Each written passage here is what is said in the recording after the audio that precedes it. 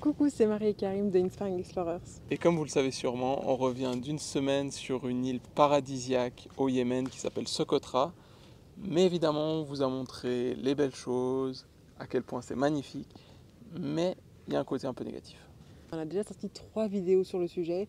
Une qui explique les démarches pour s'y rendre, si ça vous intéresse, et 2 qui vous montrent notre voyage, qui était incroyable. C'était vraiment magnifique, vraiment un des plus beaux voyages en termes d'expérience, de voyage tout court en fait, de notre vie, d'enrichissement. Du coup, comme vous l'avez remarqué, on est posé, on est au soleil, tranquille. C'est une vidéo qui va être dans la continuité de celle qu'on avait déjà fait sur l'Arabie Saoudite et qui apparemment vous avait pas mal plu, qui est donc le format où on est juste posé, on discute, on vous partage nos impressions sur des destinations pour le moment pas très connues, donc l'Arabie Saoudite et Socotra, ou pas très touristiques disons. Et du coup là on va d'abord commencer par nos impressions, pourquoi on a aimé ce pays, qu'est-ce qui s'est passé pour nous, comment on l'a ressenti. Et ensuite, on va un petit peu passer sur le penchant négatif, où il y a quelques points qui nous dérangent ou qui ont éveillé notre curiosité et qui nous ont fait pas mal réfléchir sur le tourisme à Socotra, mais aussi de manière générale. Ouais. Et du coup, je pense pour commencer un peu sur ce qu'on a retiré de ce voyage, c'est que je pense que ça représentait vraiment la définition qu'on se fait du voyage. Pourquoi on voyage? Et ça nous a redonné, je sais pas, un coup de... Je dirais pas un coup de motivation parce qu'on est toujours très motivé à voyager, mais ça nous a redonné confiance dans nos choix où on se dit ok, on a fait les bons choix de partir voyager pour pouvoir vivre ça. On est tellement chanceux de pouvoir vivre ça et Pour moi, c'est encore irréel. Ouais. Je me rends vraiment pas compte qu'on a fait ce voyage, qu'on est allé là-bas. Parce que moi, ça faisait déjà bien 7-8 ans, je crois que j'avais vu les premières photos. Et là, enfin, ça s'est fait et je réalise juste pas en fait. Ouais, c'est ça. C'est que ça paraissait tellement compliqué d'y aller, alors qu'en soi, maintenant qu'on y est allé, on se dit bon, c'est pas si difficile. Faut juste faire confiance. Sauf Ouais. que faire confiance à quelqu'un et à une culture et à des gens qu'on ne connaît pas, c'est compliqué. Ouais, mais après maintenant les avoir rencontrés, ouais, aucun problème. easy quoi. Et au niveau culturel, c'était incroyable de rencontrer ces gens qui, à part leur île ou le Yémen, qui est un pays en guerre, n'ont jamais rien vécu d'autre, n'ont jamais rien vu d'autre. La plupart, ouais. La Il y en a plupart, oui. quelques-uns qui sont allés en Égypte ou des choses comme ça, Oui. mais c'est La minime. plupart, Ouais. c'était vraiment... Il y en a qui parlaient même pas anglais. Donc vraiment, c'était un gros choc culturel, Ouais. mais hyper intéressant. C'était génial de voir leur vie, de comprendre comment ils vivent, leur culture. Pour ça, donc vraiment génial. Et aussi pour nous, ce qui était vraiment génial dans ce voyage à Socotra, c'est les rencontres. Pas que les rencontres locales, mais aussi les rencontres des autres touristes. Ouais. Parce que comme c'est une destination isolée, Atypique un peu. atypique, difficile à atteindre, en fait les gens qui y vont sont des gens qui sont vraiment passionnés et qui sont forcément aussi intéressants, Qui ont beaucoup voyagé, qui ont des backgrounds atypiques, différents. Et vraiment ça c'était génial, on a rencontré un prof d'université qui est anthropologue, maintenant je vais devenir anthropologue. Tellement intéressant, ouais. Une culture mais énorme sur le monde arabe et sur tout de manière générale, c'était vraiment hyper intéressant. Un voyageur qui a fait 180 pays sur les 193 de l'ONU. Une nouvelle idole. Donc aussi c'est le très prochain intéressant. Objectif. Hyper intéressant. Enfin vraiment, ça c'était un peu nos 2 rencontres phares. Mais ouais, vraiment, c'était génial quoi. C'est l'occasion, c'est ça, de rencontrer des personnes qui ont la même vision du voyage, qui ont le côté aventure, nature. On va camper, faut pas oublier ça. Donc c'est vraiment, c'est route quoi. Et ça, c'est pas donné dans toutes les destinations. En termes de paysage, de nature, encore une fois, c'était juste unique parce que... Jamais rien vu de tel. Quoi. Ouais, les espèces ne sont que là-bas, donc c'est juste impossible de voir ailleurs, c'est incroyable. Et pour ça, c'était une claque. La diversité aussi, les plus belles plages de nos vies. Juste après, il y a la montagne avec des arbres uniques. Ouais, des dunes collées aux montagnes. Des dunes de sable blanc avec une eau turquoise, enfin vraiment incroyable. Très très beau. Donc pour tous ces points, on peut que vous recommander d'y aller. Nous, on n'avait pas envie de rentrer. Quoi. Non, clairement, on s'est passé tellement vite et en même temps on a vu tellement de choses et c'était irréel comme tu dis. Et vraiment, je pense que c'est une expérience qui mérite d'être vécue. Mais le tourisme, est-ce que c'est une bonne chose sur cette île? Et c'est vrai que déjà avant de venir, on avait lu beaucoup, on s'est renseigné sur le fait de savoir si c'est éthique d'y aller, si c'est bien aussi d'influencer entre guillemets les gens à y aller. Et on revient et on est toujours aussi perplexe que quand on est parti. Même encore plus. Si ce n'est plus, ouais, exact. Parce qu'on se dit, d'un point de vue strictement économique, le tourisme, c'est bien parce que ça ramène à la fois de l'argent forcément et du travail pour les locaux. Donc évidemment, si vous demandez aux locaux, est-ce que vous voulez qu'il y ait plus ou moins de touristes, ils vont dire plus. Ça dépend. Les locaux qui travaillent dans le tourisme vont dire oui. Les autres, déjà on a eu très peu de contact avec eux. Ouais, déjà c'est une chose qui est un peu problématique. Mais a priori, ils ne seraient pas très chauds à ce qu'il y ait plus de touristes. Ouais, c'est vrai. En fait, il y a le côté où les personnes qui bossent dans le secteur touristique, évidemment, ils gagnent leur argent grâce aux touristes. Ils veulent plus d'argent, à savoir que le Yémen, c'est vraiment un des pays les plus pauvres du monde. Le PIB, donc le revenu par habitant annuel, en moyenne, c'est $800 par an. Genre, vous imaginez... C'est moins qu'un SMIC mensuel. Ouais, c'est... Donc, vraiment, il faut se dire que c'est très très pauvre. Donc, évidemment, s'il y a l'occasion d'avoir des touristes qui payent entre 800 et $1 500 la semaine... Et 2500. Et 2500, ouais, pour les entreprises les plus chères, forcément, les gens, ils sont motivés. Mais les touristes, ils sont pas tous hyper respectueux. Malheureusement, non. Parce que déjà, moi, dans l'avion, on n'était pas assis à côté. Et la dame qui était à côté de moi, en arrivant, elle sort une bouteille de tequila. Peut-être, oh, tequila. C'est un pays arabe, une île qui est pas très... Enfin, à part les touristes, il n'y a pas vraiment de contact avec l'étranger, avec l'Occident. Hyper fermé. Ils ont à peine Internet, ils ont la 3G et pas partout. Pour moi, c'était un choc des cultures, quoi. Quand j'ai vu la dame sortir la tequila. Mais en même temps, il y a des agences qui vendent ça aussi. Genre, dans leur description, ils sont en mode, ouais, c'est l'endroit pour faire la fête et tout. Mais là, Ibiza... Ouais. Genre moi ça je comprends pas, vraiment j'ai de la peine à comprendre. Surtout que nous ici ce qu'on a pu voir, parce que comme on était vraiment que les deux avec nos 2 guides locaux, leur manière de faire la fête c'est plus se poser, danser, mettre de la musique, danser, pas besoin de boire des bouteilles et des bouteilles quoi. En fait l'alcool c'est illégal, donc ils en vendent pas. Il y a moyen de s'en procurer, ils nous disaient, mais par contre c'est de l'alcool, ils savent pas trop comment c'est fait, et donc apparemment ça vous retourne bien le cerveau. Moi je testerai pas. Non, mais du coup, c'est pas dans la culture. Et même juste pour une question de respect, ça se fait pas quoi. Ouais, c'est pas, ça nous a pas trop plu. Et du coup, ça plaît pas non plus aux locaux qui ne sont pas dans ce milieu-là, parce que ces gens, ils font des fêtes, des fois à 200, 300 mètres des villages, et ils mettent la musique à fond, et ils boivent et machin. Et forcément, ça dérange les locaux. Et du coup, qu'est-ce que les gens du milieu touristique font? C'est qu'ils payent les locaux pour qu'ils ferment les yeux. Donc c'est pas top niveau culturel. Après le problème c'est qu'aussi c'est marqué sur les sites des agences que Socotra est une île tolérante, qu'ils sont ouverts, que ça dérange personne. Mais est-ce que ça dérange personne dans le milieu touristique ou est-ce que ça dérange personne de manière générale?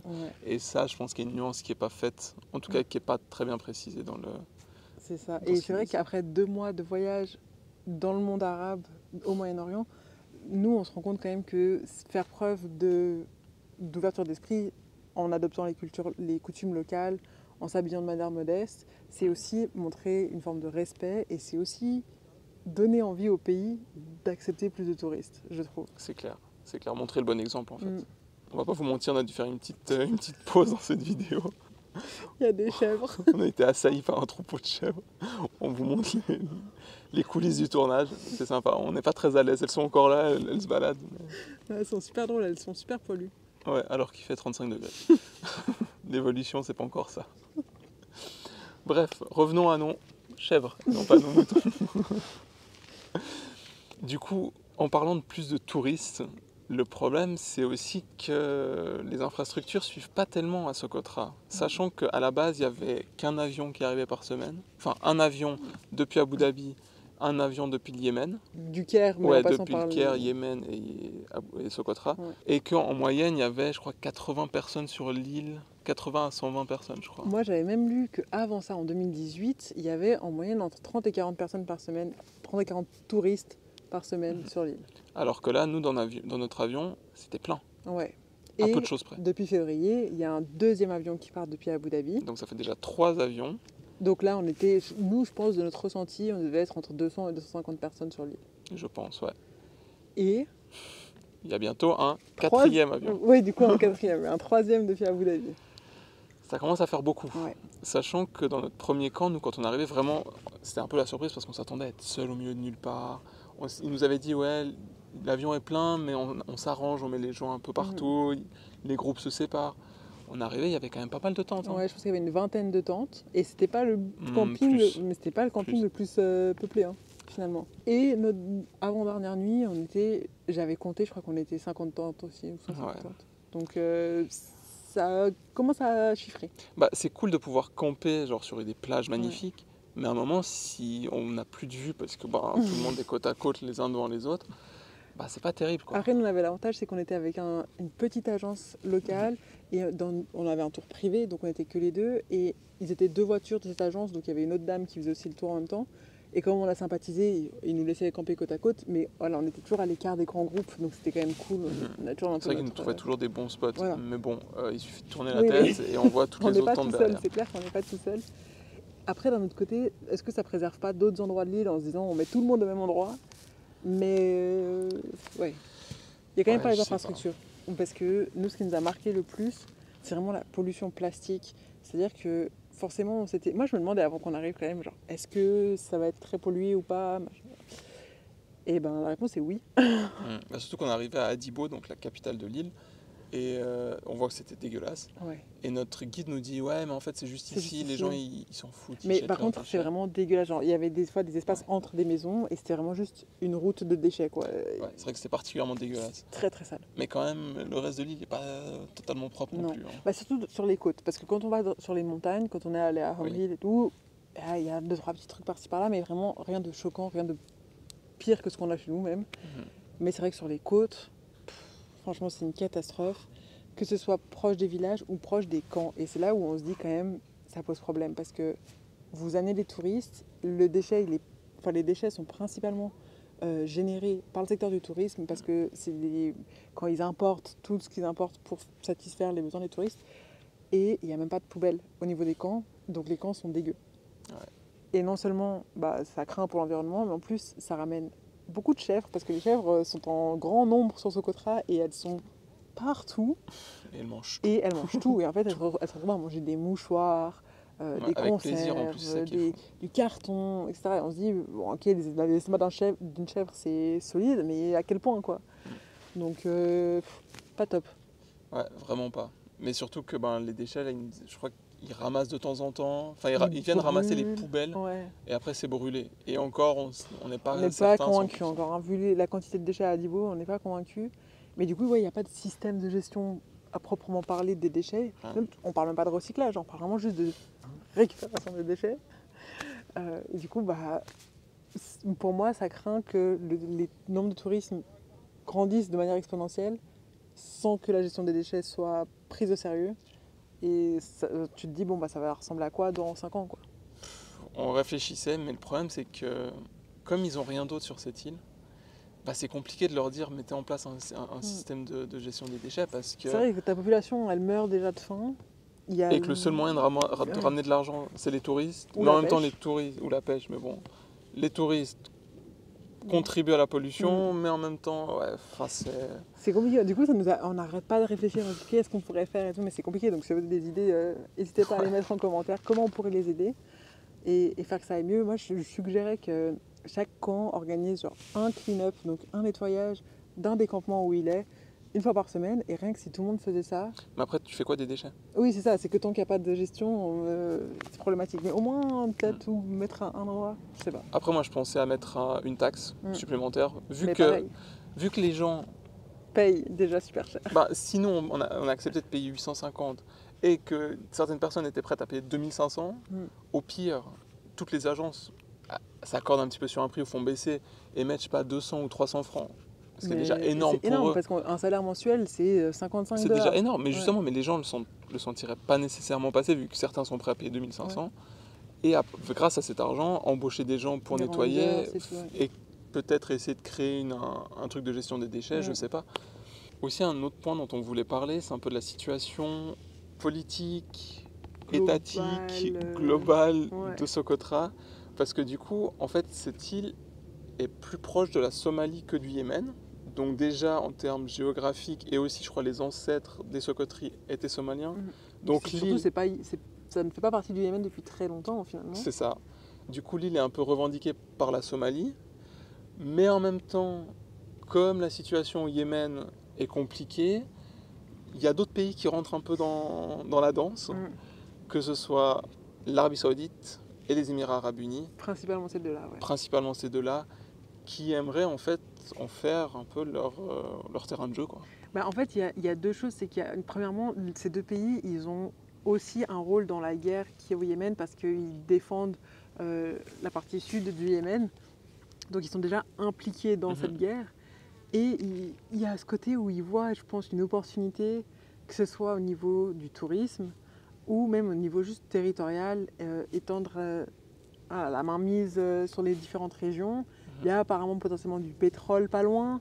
Il y a peut-être d'autres ressources, il y a des espèces rares. Mais du coup, ouais, c'est vrai que tu as ces deux pays et c'est drôle parce que... Enfin, c'est pas drôle, mais c'est drôle. Parce que il y a vraiment des drapeaux des Émirats.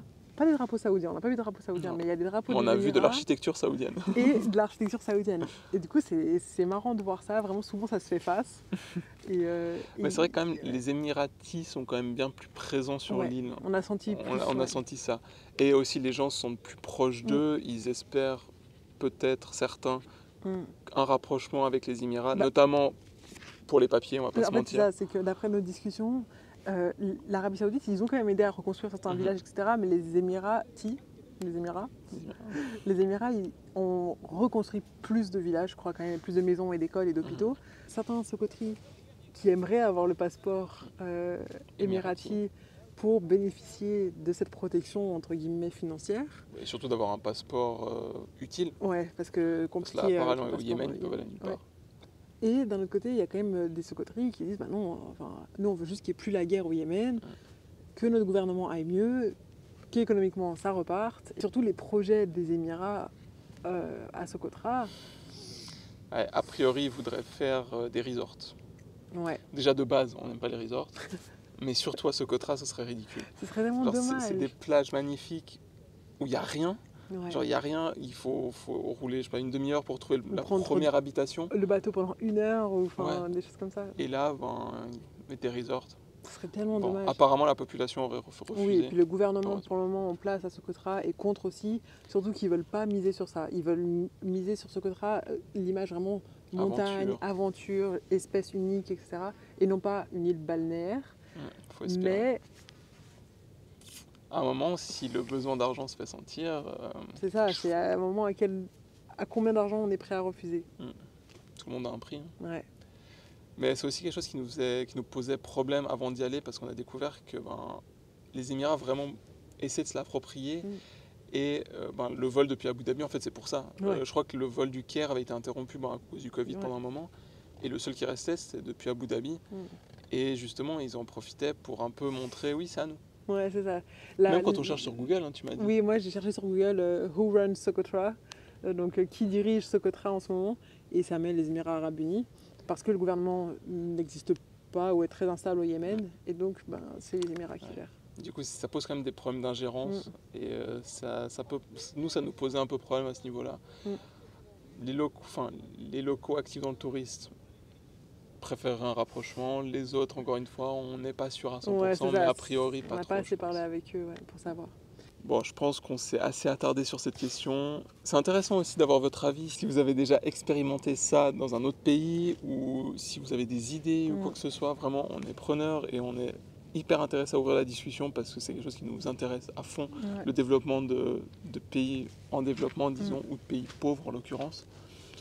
Mais du coup, il y a aussi un autre point dont on voulait discuter avec nous et qui nous a un petit peu ramené sur terre de cette idylle qu'on avait avec Socotra.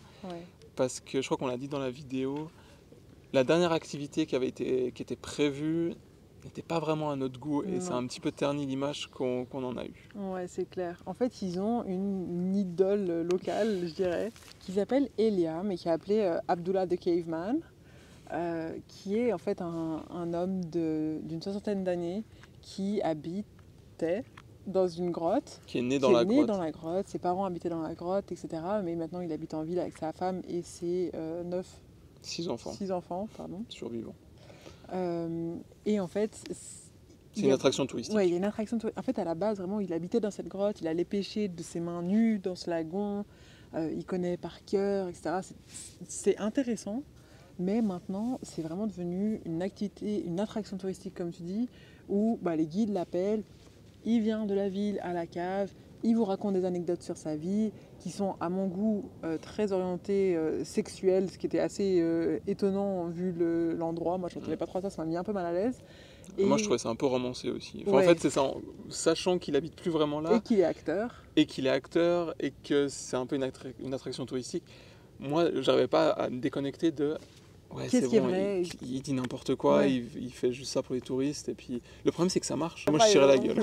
Moi, j'ai trouvé le personnage sympathique dans le sens où il est rigolo, il sourit. Il est sympa, mais c'est pas authentique. Et c'est tellement dommage de finir sur ça alors qu'on a vécu une expérience tellement authentique, tellement vraie. Et là, on se dit, franchement, c'était pas nécessaire. Ouais, vraiment pas. Surtout qu'on a essayé de pas le faire, mais bon. Ouais, on a essayé de traîner un peu. On leur a pas rappelé que cette activité existait, mais bon. Du coup, après avoir discuté avec lui dans sa grotte, l'idée c'est de descendre dans le lagon et puis qu'il nous montre les poissons. Du coup, on arrive dans le lagon et première chose qu'il fait, c'est qu'il nous sort sa raie. Et honnêtement, je pense que c'est sa raie domestique. Hein. Parce que normalement, la raie, elle a un truc qui pique. C'est une stingray, donc il n'y a pas de traduction en français. Une raie qui pique et qui tue. C'est les raies qui ont un espèce de dard sur la queue. Et donc, si vous marchez dessus ou si elle l'attaque, c'est dangereux. C'est mortel. Sachant que normalement, ça n'attaque pas, à part si on l'embête. Voilà. Et du coup, là, il lui a enlevé ça pour pouvoir la prendre, la sortir, la montrer aux touristes, puis ensuite la remettre dans l'eau. Vraiment, c'est sa pote. Hein. Moi, ça, déjà, je trouve pas top. C'est maritime, ça doit rester dans l'eau, quoi. Ouais. Et puis on n'est pas censé trop toucher les habitants sous-marins. Mais bon. Et là, le clou du spectacle, c'est... on a vu déjà sur l'île énormément de cadavres de poissons-lunes. On marche et il en voit un. Il frappe un poisson, il le sort, il le fait gonfler, il rigole, trop marrant. Il dit à Karim, tiens Karim, prends-le. Il dit mais non, mais repose-le dans l'eau, il est en train de crever. Et il a dit non, t'inquiète, il a l'habitude. Du coup, il a fini par le déposer parce qu'on lui a dit vraiment, pose ce poisson. Et le poisson, au lieu d'être comme ça, il a tourné. Ouais, il s'est mis sur le dos, il flottait, et il était mort. Et ça, en fait, c'est hyper dommage parce que moi, je comprends par exemple qu'on tue des poissons pour manger sur cette île. C'est leur source principale de nourriture et de survie, revenus. En fait. Je comprends. Mais ça, c'est pas nécessaire. Encouragez pas ce genre de comportement, s'il vous plaît. Vraiment, ça commence par nous parce qu'eux, ils n'ont pas la même éducation, la même sensibilité à ça. Ils se rendent pas compte. Ils se rendent pas compte. Ils n'ont pas tout ce que nous, on a comme information. Donc, c'est aussi à nous de leur dire, voilà. Et là, je pense que clairement, on a quand même fait passer un message parce qu'il a arrêté son tour. Il a dit, après, c'est dangereux. Alors que 5 minutes avant, il était avec d'autres gens, il n'y avait aucun problème. Donc, je crois qu'il a compris que ça ne nous intéressait pas. Donc, voilà, c'était... C'était juste un peu dommage de terminer sur ça, en fait. Parce que vraiment, tout le reste, c'était génial. Mais c'est vrai que la fin est un petit peu... ternie. Ouais, c'est ça. Et du coup, c'est pour ça, on se retrouve toujours un peu les fesses entre deux chaises à se dire c'est un endroit incroyable, unique au monde, qui mérite d'être visité.